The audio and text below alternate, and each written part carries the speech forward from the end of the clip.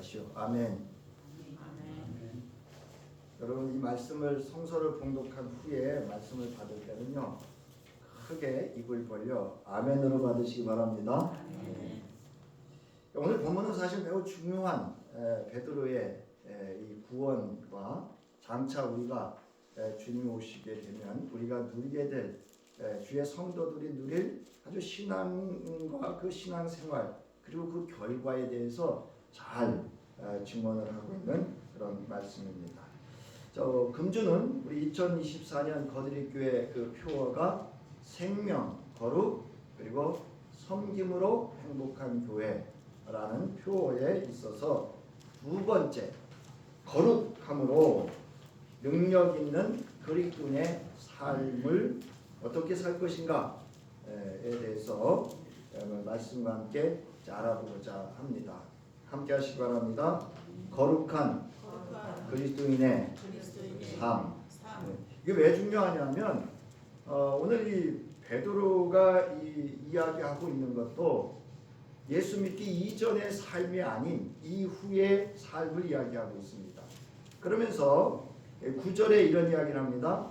이런 것이 없는 자는 맹인이라 멀리 보지 못하고 그의 옛 죄가 깨끗하게 된 것을 잊었다, 이렇게 얘기를 합니다. 우리가 예수를 믿었어요. 새 사람이 됐습니다. 새로운 피조물이고 하나님의 자녀의 권세를 누리며 살아야 합니다. 그러나 우리의 육신은 그 이전으로 우리를 자꾸 그 자리로 머물게 하거나 이끌어 들이는 것이 우리 육신이고, 또 나아가서는 사탄의 전략, 전술이기도 합니다. 설교자인 저는 아침 기도를 하면서 여러분 한 주 내내 말씀이 이제 마음속에 늘 있거든요. 그래서 내가 거룩하니 너희도 거룩하라라고 하셨던 하나님의 말씀, 그걸 묵상하면서 성서를 읽던 중에 예수께서 산에 올라가 앉으시고 제자들을 가르치셨습니다. 우리가 성서를 잘 봐야 되는데요. 그 산상수훈은 우리는 무리를 가르친 걸로 알고 있는데요. 성서를 보시면 제자들을 가르치셨습니다. 그래서 예수께서 제자들을 산에 올라가서 가르치시면서 하셨던 그 가르침 중에 마태복음 5장 46절로부터 48절의 말씀에 주목하게 됐습니다. 너희를 사랑하는 사람만 너희가 사랑하면 무슨 상을 받겠느냐?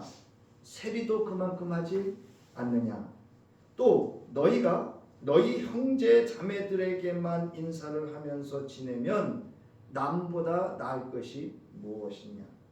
이방 사람들도 그만큼 하지 않느냐? 그러므로 하늘에 계신 너희 아버지께서 완전하신 것 같이, 또 개역 개정에는 온전하신 같이 너희도 뭐하라? 완전하라, 온전하라, 이렇게 말씀해 제가 눈이 머무르고 주목하게 됐습니다. 하늘에 계신 너희 아버지께서 완전하신 것 같이 너희도 뭐라고요? 완전하여라 라는 말씀입니다. 여러분, 너희를 사랑하는 사람만 사랑하고 나에게 인사하는 사람만 인사하고 있는 것이 어찌 보면 저와 여러분의 오늘의 모습일 수 있습니다. 자, 예수께서 제자들에게 원하셨던 것이 이제 이 말씀을 통해서 저는 알 수가 있었습니다. 그것은 바로 예수 그리스도께서 바리새인들에게 경노하며 정죄하는 대표적인 표현으로 사용했던 위선입니다. 위선. 외식하는 자들아, 이 위선자들아, 이렇게 하셨던 표현입니다. 즉 겉으로는 착한 채 경건한 채 하지만 그 속은 악과 불의가 가득한 것, 또는 거칠애로 보이는 선행을 우리는 외식 또는 위선이다, 이렇게 말합니다.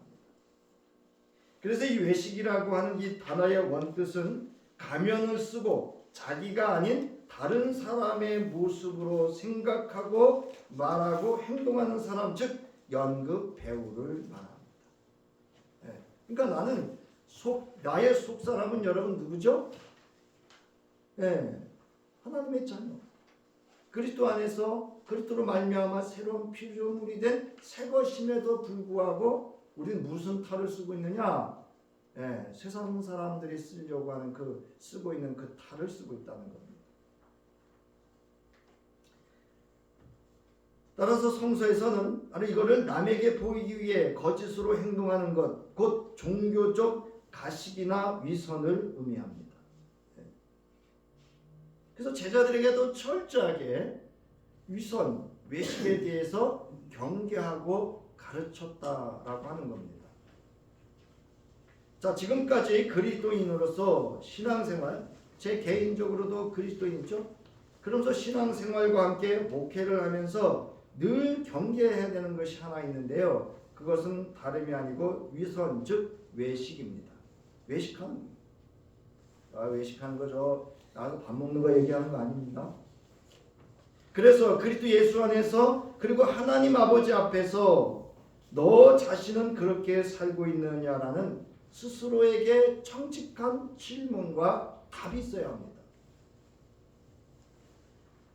이 목사와 특히 목회자와 또 우리 이제 교회에서 충직인 장로나 또 그 외에 충직을 맡은 이 직분자들이 착각할 수 있는 게 뭔지 아세요, 여러분? 그 하던 일에 익숙해져 있으면요, 자기도 모르게 위선과 외식에 능해질 수 있습니다. 여러분, 그렇지 않으면 신앙생활을 하면 할수록 위선 가득한 그리스도인이 될 수 있기 때문입니다. 이거를 자기가 어느 날 발견을 해요, 자기 스스로. 그러면 자괴감을 갖거나 자책감에 빠지거나 이걸 알아차리는 순간 사탄이 와서 공략을 하면 그냥 스스로 자멸하게 됩니다. 근데 이거를 또 알지 못하면요, 그냥 교회에서 충성을 하는 것 같지만 그로 말미암아 교회가 분란과 혼란과 하나님의 영적 질서가 파괴될 수도 있습니다. 제가 아는 어떤 이가 저한테 상담 전화를 했어요. 목사님, 우리 교회에 아주 정직한 분이 한 분 있는데 이렇게 얘기를 해요. 제가 그랬어요. 그분 소시오패스이거나 뭐 사회적으로도 뭐 그림도 그리고 뭐 유명한 분인 것 같아요. 그분의 열심히 지금 교회를 분열을 일으키고 있는 이야기를 하더라고요. 이거 뭔지 아세요? 남들은 속죠. 그러나 그의 외식과 위선이 그 안에 그의 그리스도의 말씀과 예수의 영이 없는 그의 열심은 그 위선은 교회의 영적 질서와 다른 이의 생명을 빼앗을 수 있는 위험을 가진 존재라고 할 수 있습니다. 자, 여러분, 예수께서 율법학자들과 바리새파 사람들의 7가지 학을 저주 받아야 될 것을 선언하시면서 외식에 대하여 이런 표현을 하십니다. 회칠한 무덤과 같다. 물론 7가지 표현을 해요. 그 중에 하나가 회칠한 무덤 같다라고 하며 저희의 외식 즉 위선을 심히 책망하셨어요. 책망하는 정도가 아니에요, 사실은 이건. 우리말로 욕하시는 거예요. 아주 완전. 그래서 마태복음 23장 27절부터 28절에 보면은요, 율법 학자들과 바리새파 사람들아, 위선자들아, 너희에게 화가 있다. 너희는 회칠한 무덤과 같기 때문이다. 그것은 겉으로는 아름답게 보이지만 그 안에는 죽은 사람의 뼈와 온갖 더러운 것이 가득하다. 이와 같이 너희도 겉으로는 사람에게 의롭게 보이지만 속에는 위선과 불법이 가득하다. 이렇게 이야기합니다. 여러분, 회칠한 무덤의 특징은 뭐죠? 겉은 아름답지만 속은 뭐예요? 생명이 없습니다. 온갖 더러운 것들이 그 안에 다 존재하고 있음을 이야기합니다. 유대인들은 고인을 추모하거나 무덤을 눈에 잘 띄게 하여 사람들이 부주의에 무덤에 접촉함으로 부정을 범하는 일이 없도록 하기 위해서 1년에 한 차례씩 무덤에 회칠을 했다고 합니다. 특히 6월절에 많은 예루살렘의 그 순례객들이 방문할 때, 여러분, 그 유대인들의 가장 큰 명절은요 6월절이에요. 그 6월절에 많은 지역에 흩어있던 이스라엘 백성들, 유대인들이 예루살렘 성전을 향해서 모일 때 혹여나 무덤을 지나치거나 부정해질까봐 거기다 이렇게 회칠을 합니다. 자, 그래서 이 예수께서 회칠한 무덤이라는 표현을 사용한 것은 겉과 속이 다른 위선적 신앙을 꼬집는 말로서 즉 외모는 경건한 듯 단정했으나 내면은 썩은 식체가 악취를 풍기듯 안팎이 다른 이율배반적이고 가증스러운 이들의 겉과 속이 다른 신앙 자세를 예수께서 신랄하게 지적하고 책망하는 표현으로 사용하셨다는 겁니다. 근데 요즘 이런 설교를 잘 못 듣습니다. 아니 거의 못 듣습니다. 텅 빈 경건. 그러니까 그리스도인들의 그 경건한 외모는 있는데 그 안에 지난주에 말씀드렸던 하나님 말씀으로의 생명이 없습니다. 이처럼 거룩과 속됨이 함께 여러분 한 공간에 공존할 수 없습니다. 오늘날 세상은 교회를 향해서 그리고 기독 신자 즉 그리스도인들을 향해서 위선자라고 손가락질합니다. 그것은 거룩함 즉 신자의 거룩한 삶의 능력을 상실한 껍데기 신앙과 교회로 저희에게 보여줬기 때문입니다. 어제 이제 지방회를 앞두고 감사를 받으며 이제 감사하는 동안에 저희는 이제 이렇게 별도로 이렇게 모여서 이야기를 하면서 장로님이 그런 이야기를 하더라고요. 우리 이제 연회대에 기관들이 있습니다. 남성교회도 있고 여성교회도 있고 뭐 장로연합회는 공식적 기관 아니에요. 장로연합회 쭉 있는데요. 거기에 누적된 금액이 몇 억씩 된답니다. 그런데도 여전히 새해가 되면 지방의 남성교회장, 여성교회장, 장로연합회장한테 부담금을 지워가지고 돈을 각출한답니다. 돈 맛을 본 거죠. 그래서 그 장로님도 심히 염려를 하시더라고요. 이거 목사님 뭐가 잘못된 것 같아요. 그래서 뭐가 잘못된 것 같은 게 아니고요. 잘못됐습니다.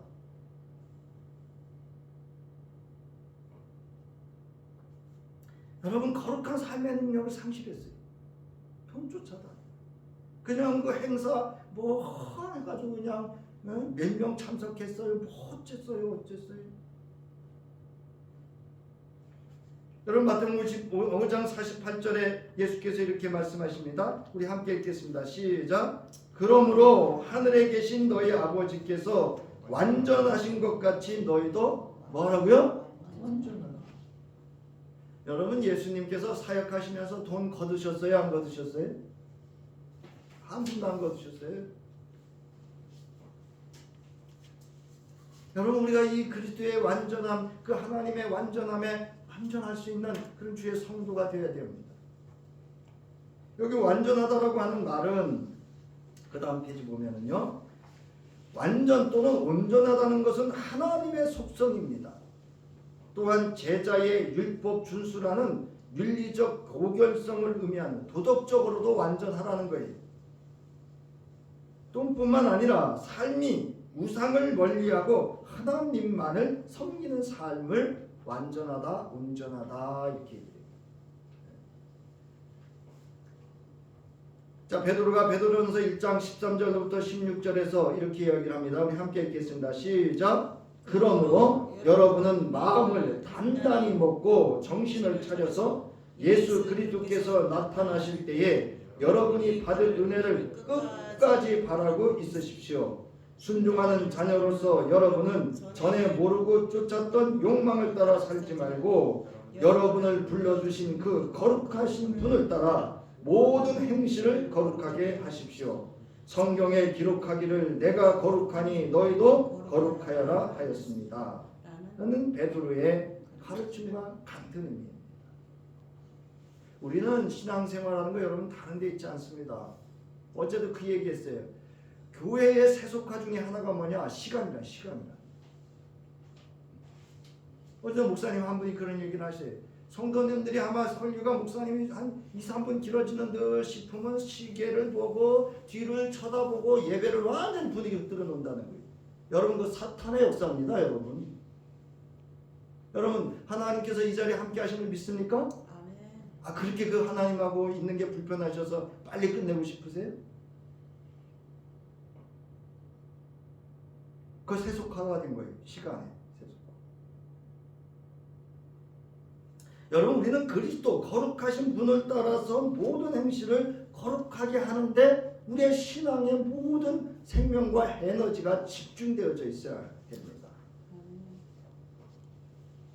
자, 오늘 읽은 본문과 함께 나를 불러주신 그 거룩하신 분을 따라서 신성한 성품에 참여하는 자가 되어 모든 행실을 거룩하게 하기를 내 몸에 익히는 것에 대해서 우리가 알아보도록 하겠습니다.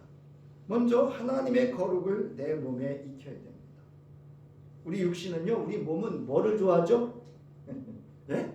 육신의 정욕을 따라 사는 걸 좋아하게 되어 있습니다. 바울은 예수의 좋은 일꾼이 되기 위해서는 믿음의 말씀과 함께 좋은 교훈으로 양육을 받으라고 합니다. 그리고 망령되고 허탄한 신화를 버리고 경건에 이르도록 내 자신의 몸을 연단하라고 디모데에게 권면하고 있습니다. 바울은 그리스도의 좋은 일꾼이 되기 위해서 경건함에 이르도록 뭐를 훈련하라 그래요? 디모데전서 4장 6절부터 7절에서 몸을 훈련하라, 몸을 연단하라. 그 이유는요, 몸의 훈련은 약간의 유익이 있으나 경건 훈련은 모든 면에 유익하기 때문이며 이생과 장차 올 세상에 뭐를 약속해 주기 때문이라고 합니까? 생명을 약속해 주기 때문이라는 겁니다. 이 말은 참말이요 모든 사람이 받을 만한 말이라고 증언하고 있습니다. 사랑하는 성도 여러분, 저와 여러분 참된 경건함에 이르도록 나의 몸을, 자기의 몸을 훈련하는데 남은 생에 힘쓸 수 있길 바랍니다.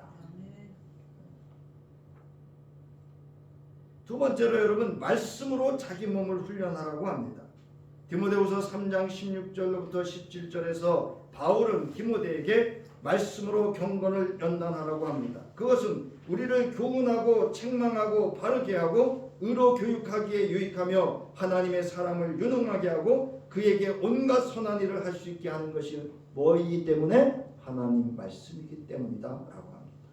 자, 우리 디모데후서 3장 16절로부터 17절 시작. 모든 성경은 하나님의 영감으로 된 것으로서 교훈과 책망과 바르게 함과 의로 교육하기에 유익합니다. 성경은 하나님의 사람을 유능하게 하고 그에게 온갖 선한 일을 할 수 있게 하는 것입니다. 여러분, 아주대학교 교수이면서 또 정신과 전문인데요. 조선미라고 하는 분 교수가 이런 말을 했습니다. 어린아이를 양육하는 데는 세 가지 육이 필요하답니다. 보살피고 돌보는 보육이 필요하고 사회생활에 필요한 지식이나 기술 및 바람직한 인성과 체력을 갖도록 가르치는 조직적이고 체계적인 활동인 교육이 필요하고 품성이나 도덕 따위를 가르쳐 질서, 윤리, 규칙 등을 익히고 기르는 훈육이 필요하다 했습니다. 근데 교회가 보육과 교육은 해요. 근데 훈육이 없어요. 하나님께서 하나님의 백성의 거룩한 삶을 위해서 보육과 교육 동시에 훈육도 하셨습니다. 이것이 성서에 기록되어 있는데요. 그것을 바울은 교훈과 책망과 바르게 함과 그리고 의로 교육하기라 라고 이렇게 말하고 있습니다. 여러분, 하나님의 말씀에 우리는 말씀을 통해서 거룩한 우리의 몸이 되도록 말씀으로 우리의 몸을, 우리의 육신을 훈련하셔야 돼요. 기도, 여러분 기도하기 쉬워요, 어려워요? 제가 신앙생활에서 가장 어려운 게 난 기도라고 생각합니다. 왜냐하면 가장 사탄이 싫어하는 게 뭐죠? 네? 모르세요 아직? 기도입니다. 기도하는 거. 여러분 기도로 승리할 수 있기 바랍니다. 네. 여러분 기도로 이기면요, 앞서 말씀드렸듯이 기도하면 기도할 게 있다 없다 자꾸 생깁니다. 기도할 게. 근데 기도 안 하면 기도할 게 없어요. 그러니까 안 해. 그리고 기도해서 응답받고 능력받고 은혜받고 말씀받고 쭉 하나님 앞에 받는 것들이 있으면 기도하는 게 즐거울까요? 괴로울까요? 예? 하다 보니까 그 맛을 모르지. 입으로는 기도하라고 하고.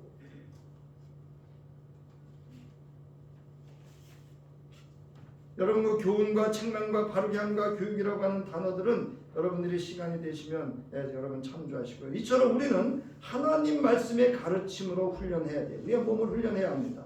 예수께서 제자를 데리고 공생의 기간 함께 하셨던 것은 말씀을 가르치고 그 말씀을 제자들의 몸, 즉 삶으로 그 몸에 익혀지도록 훈련하시는 데 있었어요.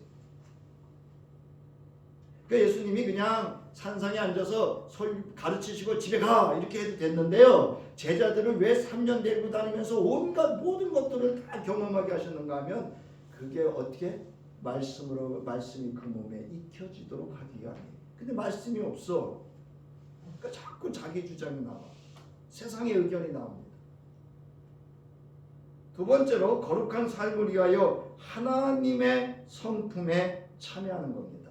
자, 오늘 4절을 보세요. 이로써 그 보배롭고 지극히 큰 약속을 우리에게 주사 이 약속으로 말미암아 너희가 정욕 때문에 세상에 썩어질 것을 피하여 신성한 성품에 참여하는 자가 되게 하라 하셨느니라. 여기 신성한이라는 게 뭐냐면 거룩하다, 하나님의 고유한 성품을 의미하고 있는 겁니다. 우리의 신앙의 궁극적인 목적은 뭔지 아세요? 제가 한번 말씀드렸죠. 인간은 기질이라는 게 있어요. 타고난 DNA 기질이 있어요. 성격 급한 사람이 있고요, 늦은 사람이 있고요, 왁하는 사람이 있고, 소극적인 사람이 있고, 성격 그 타고난 기질이 있는데 중요한 거는요, 마음입니다. 마음. 여러분 기질은요, 육신적인 반응이고요, 마음은 인격이에요. 그 기질적인 육신을 통치하고 다스리는 것이 여러분 마음입니다.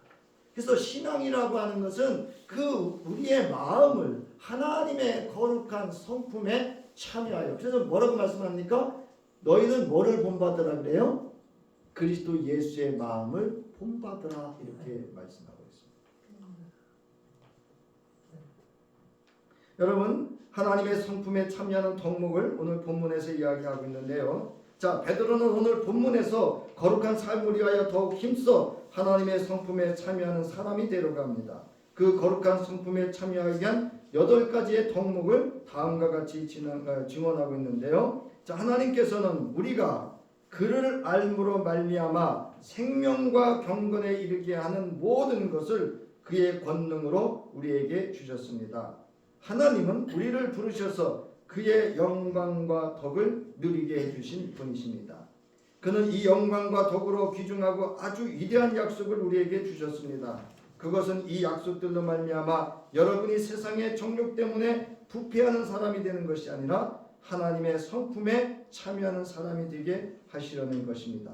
그러므로 여러분은 열성을 다하여 여러분의 믿음에 뭐를요?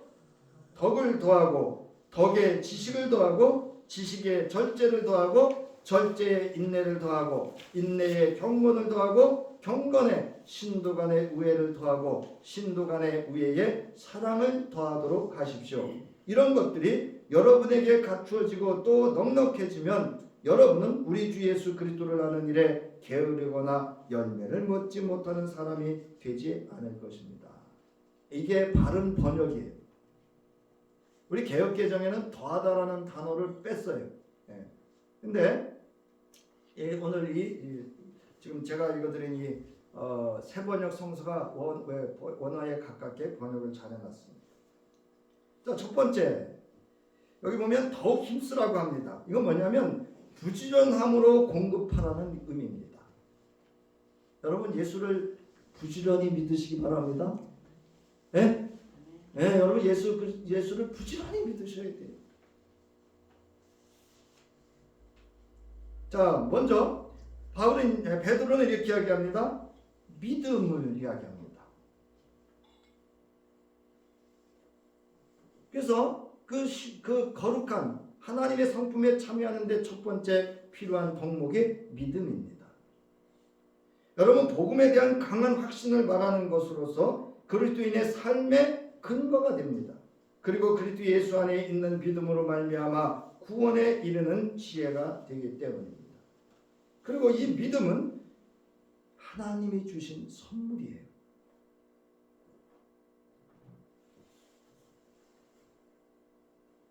우리 디모데후서 히브리서 11장 3절 함께 읽겠습니다. 시작. 믿음으로 모든 세계가 하나님의 말씀으로 지어진 줄을 우리가 아나니 보이는 것은 나타난 것으로 말미암아 된 것이 아니니라. 그리고 그 위에 보면 에베소서 2장 8절 말씀 함께 읽습니다. 시작. 여러분은 믿음을 통하여 은혜로 구원을 얻었습니다. 이것은 여러분에게서 난 것이 아니요 뭐라고요? 하나님의 선물입니다. 여러분 하나님의 선물인 믿음을 받고 자기가 뭐 하는 줄 알아요? 여러분 이 믿음의 반석 위에 굳건히 선 후에는 후에 덕을 갖춰야 돼요. 여러분 이 믿음은 있는데 덕을 못 갖춰가지고 이 덕을 못 갖추면은요 그게 이제 문제가 되는 거예요 사실. 자, 덕은 실존적인 측면을 말합니다. 그래서 덕이라고 하는 건 뭐냐? 도덕적인 탁월성을 뜻하는 것으로 거룩하신 하나님의 속성에 해당하는 것입니다. 즉 하나님의 온전하심에 참여하는 도덕적 능력을 말합니다. 교회에서는 도덕 그러면 윤리 그러면 거부하는데 그거 아니에요 여러분. 율법과 계명과 교훈은 뭔지 아세요? 덕목의 덕을 위한 말씀이에요. 이렇게 살아야 된다라고 하는 하나님의 백성의 윤리를 말하고 있습니다. 제가 말씀드렸잖아요. 살인하지 말라는 건 세상의 법이기 때문에 우리가 지키는 게 아니고 뭐라고요? 하나님 말씀이기 때문에 지키는 줄 믿으시기 바랍니다. 네. 여러분 히브리서 11장 3절에 보면은요. 뭐 잘못된 하나님의 뜻은 이것이니 너희의 11장 3절 너희의 거룩함이라 각각 거룩함과 존귀함으로 자기의 안에 대할 줄을 알고 하나님이 우리를 부르심은 부정하게 하시는 것이 아니요 거룩하게 하시니라. 즉 여러분 이거 아주 중요한 4절 보세요. 11장 4절에 각각 거룩함과 존귀함으로 자기 아내를 대할 줄을 알고 이게 덕목입니다. 예수는 믿는데 남편한테 아내한테 자식한테 일가 친척 형제한테 이웃한테 싸워 뭐가 없는 거예요? 덕목이 없는 덕이 없는 거예요. 여러분 믿음 위에 하나님의 덕 하나님의 말씀하신 말씀으로 덕을 세우실 수 있기 바랍니다. 네. 여러분 장군 중에 지장 뭐 명장 그런 장군이 있거든요. 그 중에 최고의 장군이 누구라고요? 덕장. 그 다음에 지식입니다. 덕을 쌓까지 했는데 지식이 없으면 그게 자기 의가 되기 쉬워요. 그래서 지식이 필요합니다. 그래서 하나님과 그리스도를 아는 완전한 지식을 말하는 것으로 영생에 이르게 하는 것입니다. 이는 하늘로부터 오는 지혜요 세상의 지혜와는 견줄 수 없는 것입니다. 네 번째로 절제입니다. 아주 중요한 거죠. 오늘 우리에게 참 필요한 건 이건데 절제. 안으로 향하는 이 자제력을 뜻하는 것으로 이는 하나님이 원하시는 방식대로 생활을 꾸려나갈 수 있는 자제력을 의미합니다. 내가 하고 싶은 거 다 하고 그 다음에 나머지로 하나님 믿는 거 아니에요. 여러분. 그건 절제 아닙니다. 여러분 하나님과 하와와 아담은 에덴 동산에서 이러한 자제력을 잃고 선악을 알게 하는 나무의 열매를 따먹었습니다. 다윗은 성의 유혹에 자제력을 상실하고 자신의 삶을 절제하지 못했어요. 욥은 여호와를 아는 지식이 여러분 부족했습니다. 욥과 그의 친구들은 자기 아는 지식으로 신앙을 갖고 있었습니다. 그에게 여호와께서 너는 내가 누군지 아느냐고 물으셨습니다. 그때 욥은 자신이 여호와를 바르게 알고 있지 않음을 깨닫게 됩니다. 이게 무슨 이야기냐면요. 앞서 이야기했던 지식이 없으면 자기의 지식으로 절제를 합니다. 그러면 앞서서 책망받았던 회칠한 무덤과 같은 위선자 될 수 있습니다. 여호와를 아는 지식으로 채워가며 자라가며 그 위에 절제가 이루어져야 돼요. 그러니까 절제는 말씀을 통해서 자기를 통제하고 다스리는 것이 지금 베드로가 말하는 절제입니다. 근데 말씀을 몰라. 알아도 그땐 생각이 안 나. 여러분, 욥은 여기 보세요. 세상에 대한 아는 지식이 많고 여호와를 아는 지식이 없으면 여호와를 세상 지식의 잣대로 기리려 합니다. 그러나 여호와를 아는 지식이 있으면 여호와께서 원하는 신앙을 갖고 원하는 신앙생활을 합니다. 여러분 가장 바람직한 신앙은 하나님이 원하시는 신앙과 삶을 사는 것인 줄 믿으시기 바랍니다. 그러기 위해서 필요한 게 뭔지 아세요? 절제입니다. 여러분 욥기서 42장 5절부터 6절에 특히 5절 보세요. 그 중간에 주님이 어떤 분이시라는 것을 지금까지는 제가 뭐로만 들었다고요? 귀로만 들었습니다. 그러나 이제는 제가 제 눈으로 주님을 봤습니다. 여러분도 이러한 경험이 있기를 바랍니다. 여러분 귀로만 듣는 신앙 절제할 수 없죠. 그러니까 이제 욥이 어떻게 하는지 아세요? 그 전에는 자기 기준으로 뭐 11조도 하고 제사도 드리고 이렇게 했어요. 자기가 아는 하나님으로. 그런데 하나님을 만나고 나서부터는요, 하나님이 그대로 하라는 대로 다 합니다. 그때 그에게 임했던 복을 우리가 갑절의 복이라고 합니다. 하나님이 내려주신 복을 갑절의 복이라고 합니다. 이처럼 그리스도 예수 안에서 모든 행실에 있어서 자제할 수 있는 힘이나 행동을 절제하는 것은 결국 하나님 앞에서 피조물로서의 한계를 인정하는 일로 정욕 때문에 세상에서 썩어질 욕망을 따라 육체의 일을 하며 살지 않기 위한 자신의 모든 행실을 하나님이 원하시는 방식대로 말씀으로 통제할 수 있는 중요한 덕목이 뭡니까? 절제입니다. 다섯 번째로 인내입니다. 인내. 이거는 뭐냐면 아래서 견뎌내는 힘이라고 하는 것은 견고히 서다 이런 뜻이에요. 이건 우리가 말하잖아요. 심지가 견고한 자입니다. 이는 어떤 상황 아래에서든지 꾸준하게 자리를 지키는 것을 말합니다. 하나님에 대한 확신, 예수 그리스도로 말미암아 구원받은 확신, 성령이 함께 하신다는 믿음에 굳게 설 때 어떤 어려움이 와도 흔들리거나 넘어지지 않고 인내하게 되는 것을 말하는 덕목입니다. 여러분 인내가 얼마나 중요한지 아세요? 요한계시록 4장 12절 보세요. 시작. 성도들의 인내가 여기 있나니 그들은 하나님의 계명과 예수에 대한 믿음을 지키는 것이 인내예요. 여러분 인내하지 못하면 불신자로 그 나라에 갈 수 없을 수도 있습니다. 그 다음에 디모데후서 3장 5절 주께서 너희 마음을 인도하여 하나님의 사랑과 그리스도의 인내에 들어가기 하시기를 원한다. 여러분 신앙 인내하는 신앙 될 수 있기 바랍니다. 뭐 좀 이렇게 말 한마디 뭐 이렇게 하고 좀 기분 나쁘면 막 이렇게 흔들리고 뭐 자기 성격에 안 맞고 그 다음에 경건입니다. 하나님을 의식하고 두려워하며 존경하는 마음을 가지고 근신하는 것을 말합니다. 이것은 세속적인 모든 덕목을 초월하는 것으로 하나님을 믿는 사람에게만 해당하는 것이며 하나님을 모든 것 위에 놓고 하나님만을 섬기는 자세입니다. 믿음 위에 이 경건이 없으면 진정한 그리스도인이라 할 수 없습니다. 여러분 진정한 그리스도인은 하나님을 의식하고 하나님을 두려워하는 경건을 갖춘 자인 줄 믿으시기 바랍니다. 여러분 사람 두려워하지 마세요. 그럼 7번째로 신도 간의 형제 자매 간의 우애를 말합니다. 우애는 좋아하다 사랑하다라는 의미로 그리스도인들 즉 신도를 향하여 품은 형제애의 사랑을 뜻합니다. 누구든지 하나님을 사랑한다고 하면서 그의 형제를 사랑하지 않으면 거짓말하는 자라고 성서는 가르치고 있습니다. 그리고 이것은 여러분 의무예요. 의무. 마땅히 지켜야 될 의무입니다. 그러니까 여러분 요한일서 4장 20절 시작.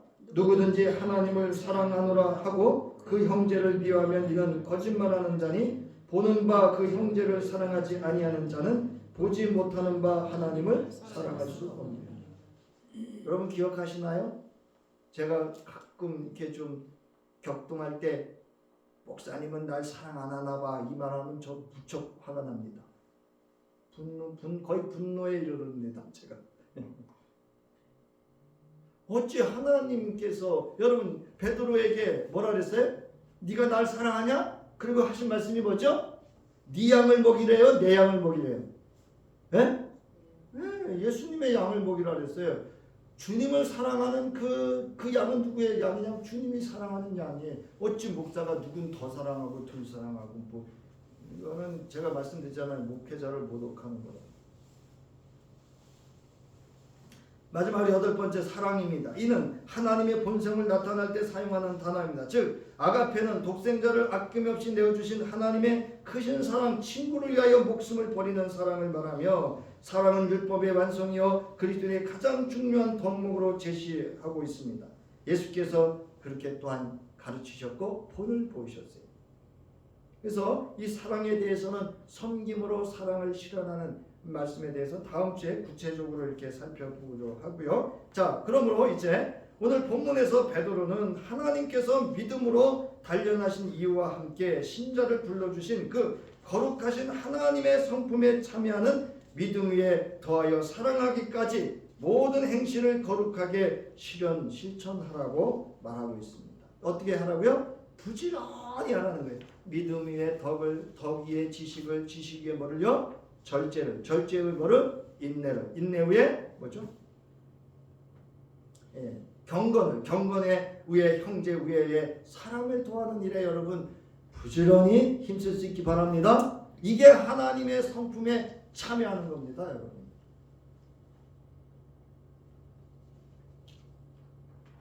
여러분, 하나님께서 이스라엘 백성으로 하여금 언약과 함께 이를 지키기 위해 계명과 율법을 주어서 거룩한 행실로 살게 하셨습니다. 왜냐하면 하나님이 거룩하기 때문이라고 베드로는 구약의 레위기 19장 2절에서 하신 여호와의 말씀을 인용해서 베드로전서 1장 7절에서 강조하고 있고요. 베드로 후서에서는 이거를 구체적으로 이야기를 하고 있는 겁니다.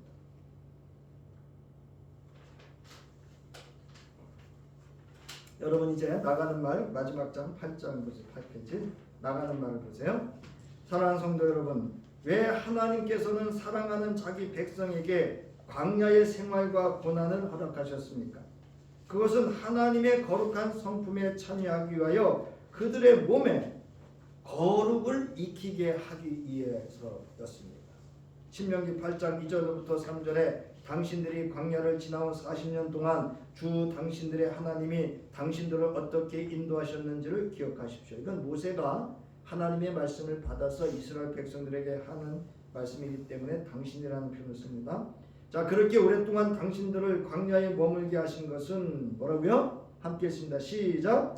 당신들을 단련시키고 시험하셔서 당신들의 하나님의 계명을 지키는지 안 지키는지 당신들의 마음속을 알아보려는 것이다.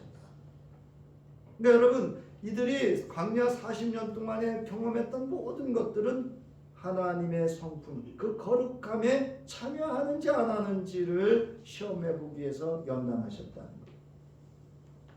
주님께서 당신들을 낮추시고 굶기시다가 당신들도 알지 못하고 당신들의 조상도 알지 못하는 만나를 먹이셨는데, 이것은 사람이 먹는 것으로만 사는 것이 아니라 주님의 입에서 나오는 모든 말씀으로 산다는 것을 당신들에게 알려 익히게 하기 위함이다라고 말하고 있습니다. 여러분, 신자의 거룩한 삶은 여러분 능력입니다. 신자가 거룩한 존재와 삶으로 살아갈 때 그를 성도라고 해요. 그리고 그렇게 사는 삶을 고귀한 삶이라고 합니다. 바라옵기는 주 예수 그리스도 안에서 하나님의 말씀으로 여러분의 육신과 몸을 훈련시켜서 고귀한 주의 거룩한 성도 될 수 있기를 바랍니다. 여러분 보세요. 여기 하나님의 거룩한 성품에 참여하기 위하여 거룩함을 그 몸에 익히고 사는 일을 뭐라고 부른다고요? 그를 성도라고 합니다. 그래서 그러한 주의 성도가 될 수 있는 저와 여러분의 삶이 될 수 있기를 다시금 주의 이름으로 축원합니다.